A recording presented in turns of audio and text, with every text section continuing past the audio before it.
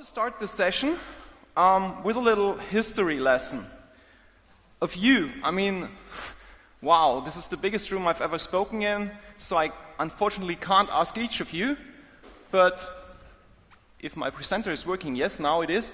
The question is that I want to ask you, like, would you know when Java 1.0, the release version, was released, the year? Just, I want you to think about this for a moment. Okay, so that was 1996. That is, by today, 23 years ago, a long, long time. Well, I'm a very old man, I'll turn 40 this year, but some of you might not even have been born at the time, right? So this is very, very long. So, do we still remember what this time was like? At the time, a typical computer would look like this. Sexy, sexy, right? So, today in your pockets you have like much faster computers, or even as watches, right? And so this typical computer would have had like such a nice monitor and such a nice keyboard, right? And it would consist of, would be maybe a Pentium with 133 megahertz, and 8 to 32 megabytes of RAM, so there was no giga there.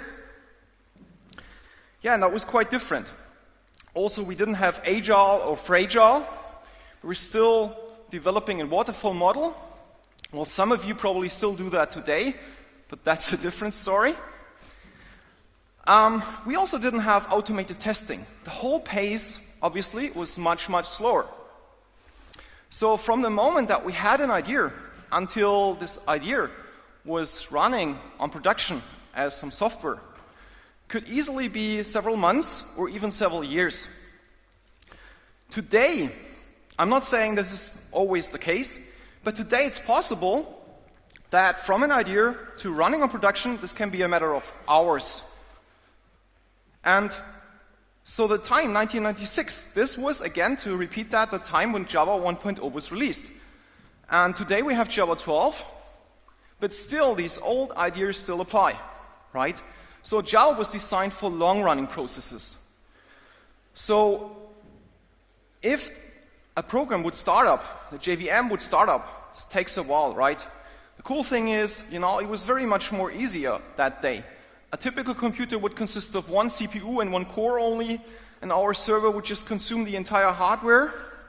And so it didn't really matter how long our program would start up, if this was several minutes or even several hours, as long as this would be running super, super fast afterwards. And yes, it was. When the JVM has heat up, do branch prediction, it can even run faster than machine code. Wow. But today, things are very, very different. Today, many programs are running in the cloud. In the cloud, well, today we have gigabytes of RAM, so it seems like RAM is not a problem anymore. Well, unfortunately, the opposite is true, because we are sharing this memory, and sharing memory is not so easy, right? So memory these days is the most expensive resource possible. And in the cloud, especially in a serverless environment, we want to like scale up and scale down within seconds, right? I mean, if you have an application, a fast application, and you tell me it's starting up in 4 seconds, that's probably pretty cool. But in a serverless environment, that is an eternity. If we have a spike in requests and you scale this up, and then you scale this down again, and by the time you scale it up, you have to tell your customers, please wait for 4 seconds, wait. It's probably too long. And this is why many companies, unfortunately, have moved away from Java towards Go or Node. Well, we at Red Hat, we really love Java. And we obviously also have a lot of experience with Java. So we were looking for a way of how we could improve that. And this is how Quarkus was born, supersonic Java. So now let me show this to you.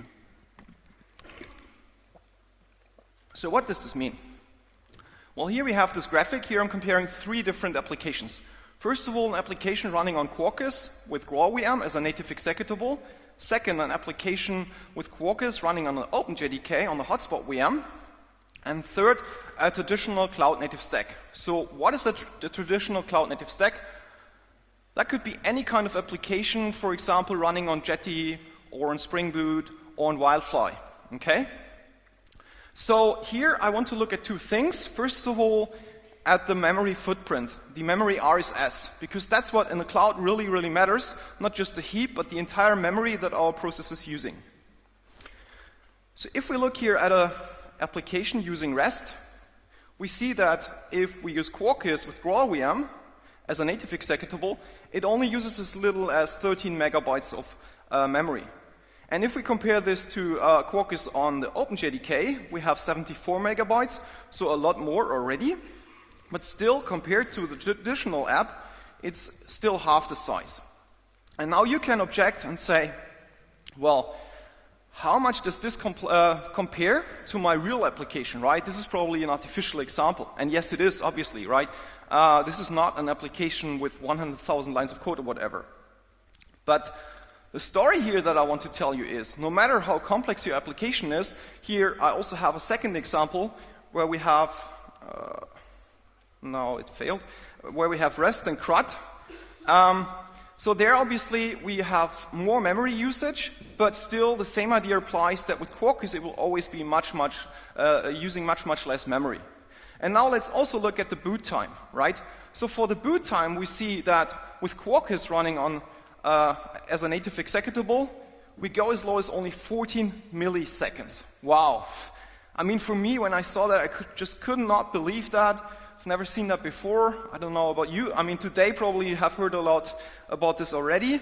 So for you, it's probably not so new, but I can only tell you when I saw this today, it was like, wow. So, and here's also the 4 seconds, right? So 4 seconds, while this might be fast for many applications in the cloud, and especially in a serverless environment, that is just as slow as I already told you, okay? So, now the question remains, like, how is this actually possible? But before I tell you the details, I want to actually start with some code. And what I'm doing now, in a traditional application, would actually be closing my browser. So, sorry, bit.ly, Quarkus. Oh, that is nice. Oh.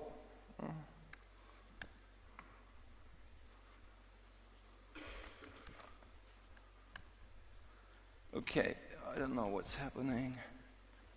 But we have a rescue. So, this I want to show you. I'm here using Maven. And you might want to use Gradle. This has been updated to 17 last week. So let me fix that. So you can use Gradle or Maven for that. And I've put this here. The slides are online. Yeah, this is my old talk here, Dev-Talks Bucharest, but the other one's on Quarkus Krakow. So you can go there, and right now, if you have a laptop ready, you can copy that and follow me. Or just afterwards. This example, by the way, I've just taken from the Quarkus.io website, which is an awesome website, and I want to show you this later, because also the documentation with Quarkus I think is super, super cool, easy to follow. And now let's copy this and create a first sample project. Okay, so the code I'll show you later, because right now I'll start like backwards with the last step.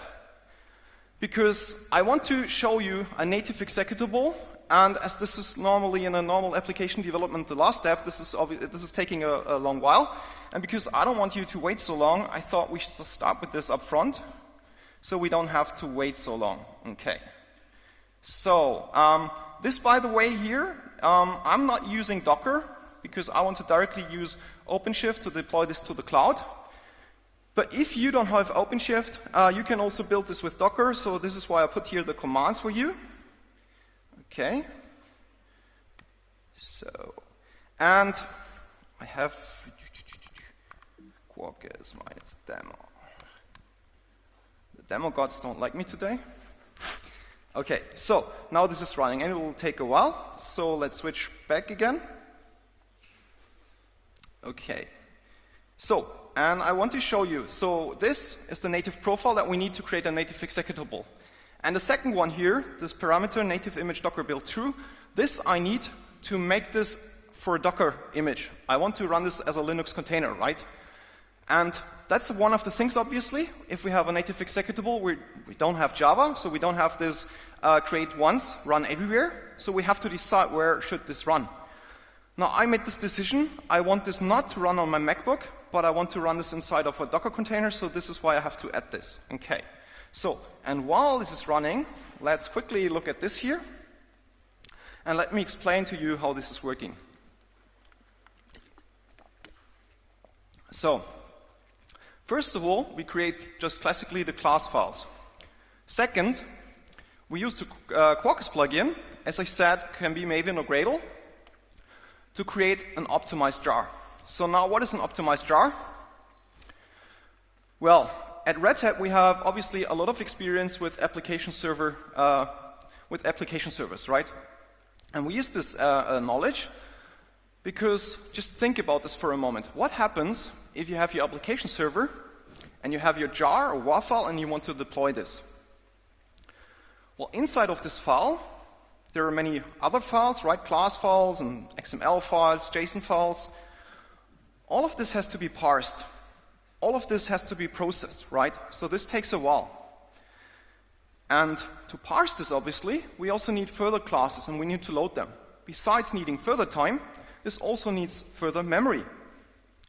And now the ironic part is, this is done just once, but these classes will be loaded into the memory and they will stay in the memory for the entire lifetime of our application. What a waste, right? So we saw this, we analyzed this, and now we have the Quarkus plugin, and this will do the step up front, and we'll create a caching or recording, which is just the bytecode, the flat bytecode, with all of this stuff removed, right? So that it can directly be loaded into the memory. So this is the first step. And if you make a decision that you want to run this on the hotspot VM, then you're basically done, right? So this is a decision that you have to make. Yeah, this is something I could also tell you. I have not told you so far. So the thing is, obviously, you have to make a decision if you want to run this on GraalVM or not. GraalVM is awesome, right? But it comes with some limitations. For example, you should limit the use of reflection, right? So here you have to make a decision. And also, like, all the cool stuff that, like, it's a native executable, so there is no bytecode anymore, so you cannot analyze the bytecode. And you have to make a decision, is that cool for you or not? There are companies like Twitter, my most favorite example, they're using GraalVM in production. So yes, that is possible. And even though Quarkus is far from production ready, at least from our point of view of Red Hat, it's now version 0.17, there are even some companies that are using that already on production. So you have to make this decision, and if you decide, yeah, hotspot VM is fast enough for me because I'm running this in an environment that is not so dynamic, I'm, for example, running this in an environment that is not a serverless environment, then you might be fine with the hotspot VM. But if not, you can also go one step further, which is what I'm doing in the background now, and run this on the GraalVM as a native executable, right? So here you have to make a decision, but the cool thing is with Quarkus, you will always be faster and smaller than with a traditional application. Okay, so now let's check what happened in the meantime. Okay, so we're done. This has taken 1 minute and 23. As I said, this is very slow, but it's a really heavy process running on the GraalVM, and this takes a while. I'm back in the wrong window. Okay, so now I want to build an image. And here I'm using OpenShift, which is just a company version of Kubernetes, so there's nothing special. Okay. And now I'm pointing to the Docker file. For the Docker file, I will show you these later. We have two variants, one for the JVM and one for the native file. Here I'm using the native file. Okay.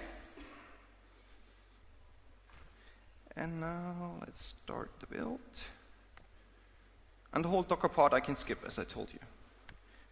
And I invite you to do the same thing at home. Okay, so. And finally, we can instantiate the image.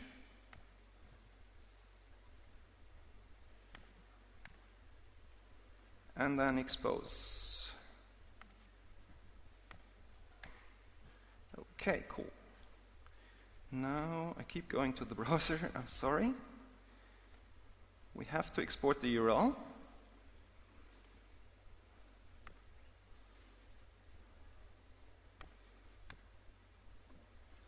And then I can, what is this? Okay. VS Code, so awesome editor. So echo URL. So now, without having shown you the code, which I'll do in a second, however, let's call this. And now something is terribly wrong.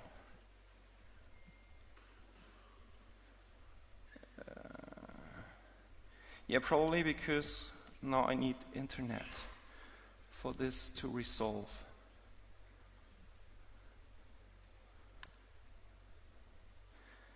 Okay, I can't do this at the moment, so I'll switch over to my code.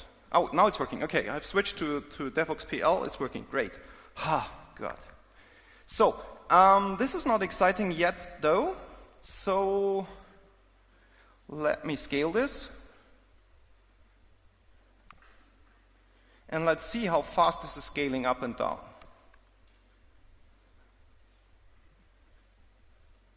I start with 3 only, and then we'll scale further. And try this at home without Quarkus, because obviously, keep in mind, I mean, I have here my whole environment running. This is just a small laptop. This is not the super biggest machine in the world. So it's already there. And now let's scale this up to 15. And it's coming. And it's almost there. A few containers are still creating. And it's there. And it's just 20 seconds. Wow. It's pretty cool, I guess. So, and we can also scale this down again. And then, once this is done, I want to show you the code. Okay, so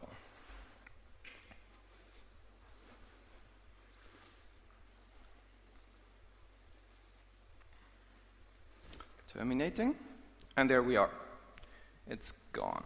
But actually, 0 was maybe a bit too aggressive, because if time allows, I still want to use this later on. So now we'll do some coding. Okay, because, I mean, what I showed you so far was cool, I guess, but it's all about, mostly about saving money, right? And we as developers, what do we care about saving money? Well, we are developing the whole day, so developing should be fun, right? And developing with Quarkus is lots of fun. The coolest thing is probably the Quarkus developer mode, and instead of blah, blah, blah, blah, blah, I'll just demonstrate it. Okay, so we start from scratch. Let me just change this again to 17. Okay. So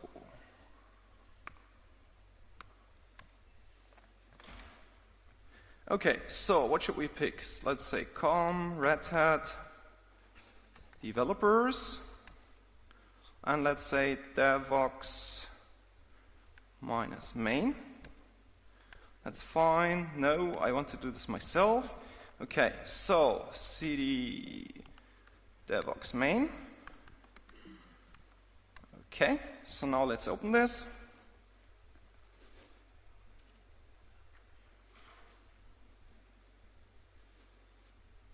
Loading.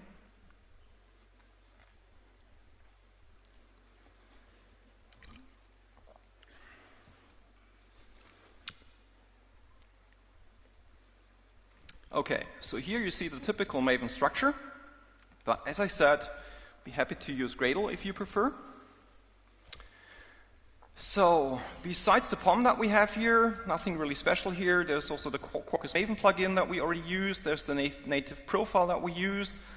Let's check this out here, because this I promised to show you. So there's the 2 Docker files, the Docker file for the JVM and a Docker file for the native. Here we're using UE minimal, by the way. Okay, so, and now let's extend this a bit.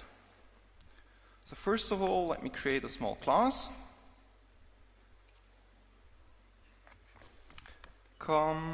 Red Hat developers, developer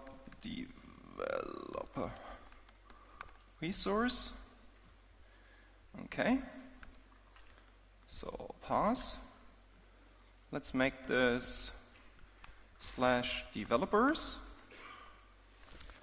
Let's put a small simple method, string hello world. Okay, return. Dzień dobry I cannot spell, so I'm sorry. So we'll just say hello world. Okay, so this will also get a pass. Hello. And I will make this a get method. I'm sorry, yes, it's nasty, but it's just some hacking here. It's not clean code. So produces media type text produces media type text plain, and now we should already be fine. So let's make this larger. Maven clean or Maven just package. Nothing special there. So this is pretty much the application that we saw before, now just developed from scratch. Okay, so let's go to the target folder. Here, by the way, here you see the wiring classes. These are the classes that the Quarkus plugin created. I guess we don't have time to look into this today, but this is the stuff that I want you to do at home. Look into this to better understand how the Quarkus plugin is working, right? And here we're using like a layered approach. It's not like a big bang jar. It's not an Uber jar, so we have a runner file, we have the jar, and here we have the lib folder. The idea is the lib folder will probably change at different times, probably much slower than your business logic. And so when you create the layers, this will totally speed up the whole process. Okay, so now starting this is very simple. Java minus jar, Devoxx main, runner jar. And there, poof, it already started. Let's just do this again. In 0.5 seconds, okay? So now let's also try that this is actually working. Localhost 8080, developers, hello world. Now, what do we have to do to just add a simple exclamation mark there? Well, we have to stop the server, we have to change the source code, we have to compile the source code again, and we have to start the server again. And now if you're not talking about a simple hello world example, but your business application with I don't know how many thousands of lines of code and lots of tests, hopefully you have lots of tests, and you would probably also have lots of integration tests, and integration tests sometimes can be very slow. So you would now go surf Twitter, have a coffee, have a chat with your friends, and come back 2 hours later. And then you can go home to your partner and say, hey, working was fun today again. Yeah, but unfortunately with Quarkus, with the Quarkus developer mode, things are very, very different. We can do this on the fly. And the Quarkus mode is so fast that we can even, we restart the whole server, which is why we can even add new classes. And I want to show you all of this right now. But to make this a bit more realistic and to leave this simple hello world example, I want to add some dependencies first. Okay, so, and we could also try now that the internet is back, if this guy here is working. Yes, this is better. Thanks. So,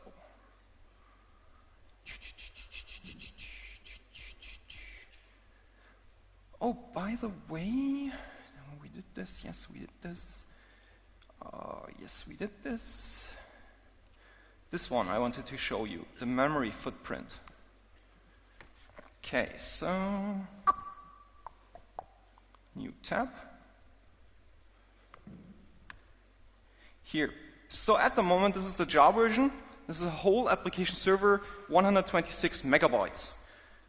Not bad, I guess, but still like much, much better if you run this as a native executable. Okay, so now this one here, Maven list extensions.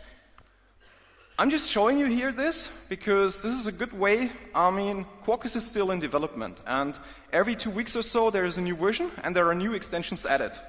And this is going so fast, it's hard to keep up. But this is a good way to see all the new extensions that are coming. Assuming you know this already, obviously you can skip this step and you can just copy and paste your dependencies from somewhere else, right? But let's do this now. So I stop this here. So because I want to show you all the extensions that we have, there is like lots of cool stuff gets added. So there's Camel Core, Infinispan, Netty4, Flyway, Hibernate, and Hibernate with Panache. Panache is a really new dependency that we developed, a new version of Hibernate. A really simplified version of Hibernate that I really love, and I want to show you this today. So there's lots of other stuff like REST Easy, Small Rye, or microprofile implementation, and I want to play with this a bit. Kafka, and so on and so forth. Look at this, please, after my talk or tomorrow when you have time. Okay, and to speed this up, because it's a bit boring, copy and paste, hooray, yes, Stack Overflow programmer. No, I want this window. So, with this command, I'm now adding these 1, 2, 3, 4, 5 dependencies. Okay, so let's look into my POM. So enable auto import, yes. So what has happened? So now we have lots of new dependencies. We have fault tolerance, which I want to show you, REST Easy JSONB, we have a REST client, we have Panache, and we have a MariaDB driver, because I have a MySQL database running in the background. Okay. So, and with that, I also need to add now my properties.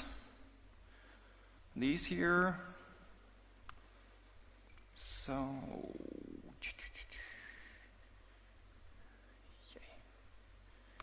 okay, so, and now, I forgot to start the developer mode, so let's do this now. Maven compile Quarkus : dev. And now for the rest of the application, we'll do this in the Quarkus developer mode. This one started a bit slower, in 1.4 seconds, but you'll soon see how this is worth it, to wait this extra second or so. Because we now can apply and see every change on the fly. So here's this old Hello World example back. Let's see that it's still running. Yes, okay. And now is what I wanted to show you, promise you later. I just added the exclamation mark here. I'm not restarting anything, I'm just refreshing, and there it is. And in this style, we'll continue. Okay. And this is why I said, as a developer, it's really fun. Because, JavaScript developers probably know this all the time, but for us Java developers, this is very, very new, right? But the cool thing is, as a Java developer, we all have this cool frameworks, we have all this cool power, we have all this love for Java, and now we have this in Java too. Okay. So now, let me add a class first. I want to build an entity, because I told you I want to show you Panache. So let's say developer. Okay, so let's make this my entity. And who here knows the active record pattern? Okay, a few of you. So what I'm showing you now is the active record pattern, because I'll now say extends Panache entity. Okay? So that is a new approach, an opinionated, simple, pragmatic approach. So this way we directly get inherited NID, and we also extend here this Panache entity base class, which gives us all these persistent methods that we can directly use out of the box. If you say, nah, I don't like this, right? I want my old repository back. Yeah, sure, you can do that too. So where's my class developer? You would just say extends Panache repository, and then you're good. Okay, so But I want to obviously show you panache entity, so let's play with this now. So let's say private string name. No. Typing is much more harder than you would think. Okay, one constructor, another constructor, a getter method. Okay. Now let's make this guy here private, because he might have expected this. We use this only for panache. So let's add this comment that your colleague doesn't think he or she can fix that and remove that. Okay, and now let's refactor that quickly. Let's say with factory method off, just for the fun of it. Okay, so now let's actually use this. So for this I want two methods. Let me check the time, 20 minutes, okay. Should be okay-ish. So, developers, this will be JSON. This should also be JSON. Or maybe not to confuse you, I stay here. So list of developer. Let me remove the pass. And now, let's say, yes, Java util developer.listAll. Now obviously don't do this at home, don't do this on production, might not be the best idea, right? Again, we're just hacking here, having some fun to showcase this, and my database is still empty, so this should be fine. But in your case, this might not be so nice. And I want a method to also be able to add developers. So let's call this new developer. Let's give this a different pass. Let's say new slash name.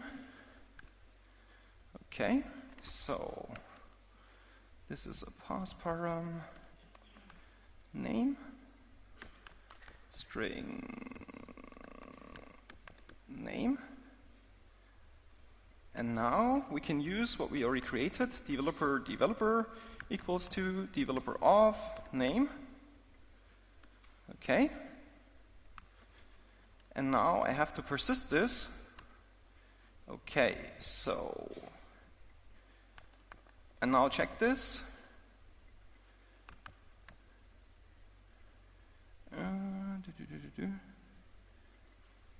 Wait, my fault, sorry. Return developer, yes, that's better. Okay, and let's maybe format this a bit to make this more nicer. So now check this. Do you think we're done? Just think about this for a moment. Maybe we're done, maybe we're not. So let's go to the browser. So here. Now we have this empty, as I told you. And now let's add a new developer, new Raphael. And there we have an error. Oh, shit. Oh, I didn't say that. Okay, so how can we fix that? We just add our transactional. We reload that, and we're good. And that is the beauty of Quarkus. That is the beauty of the Quarkus developer mode.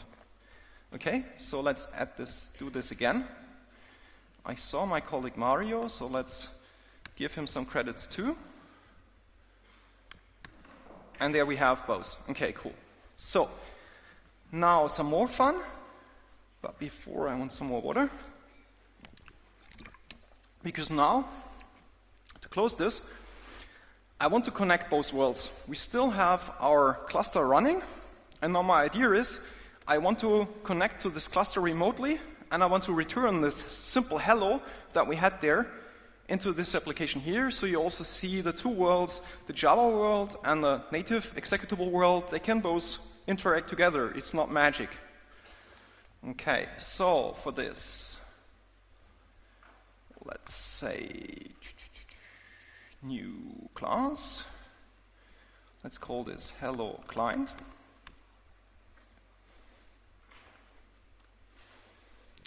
Register REST client. Interface is better. So string hello.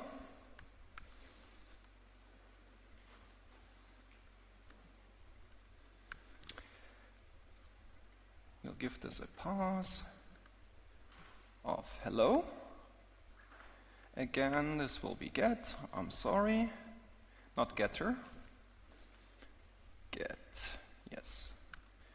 And produces will be media type. Text plain. Okay. Ignore this red thingy here. It should be fine.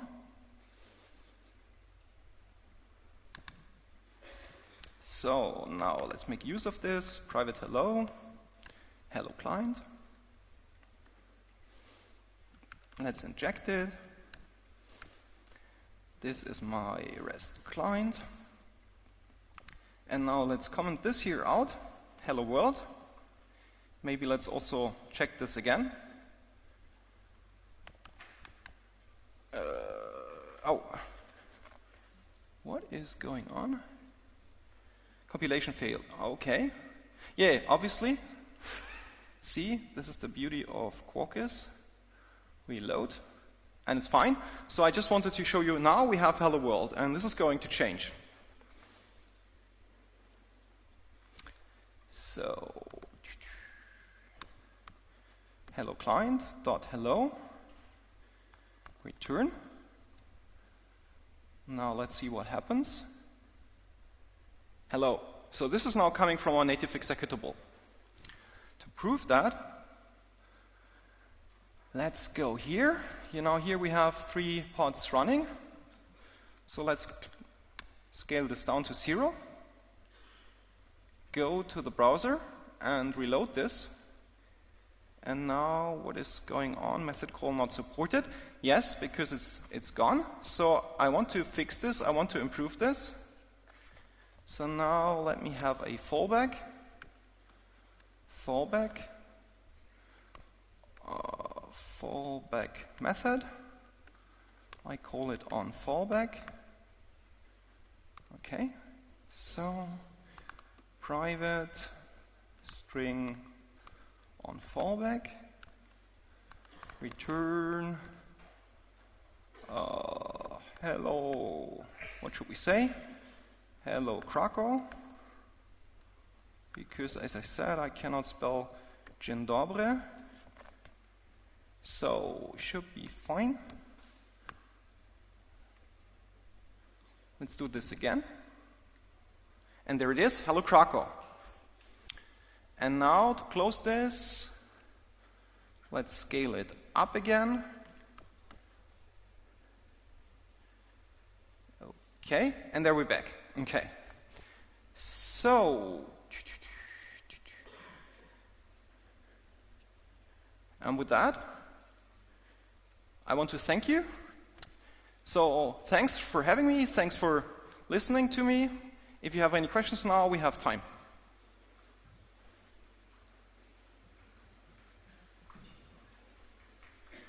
Okay, well then, thanks.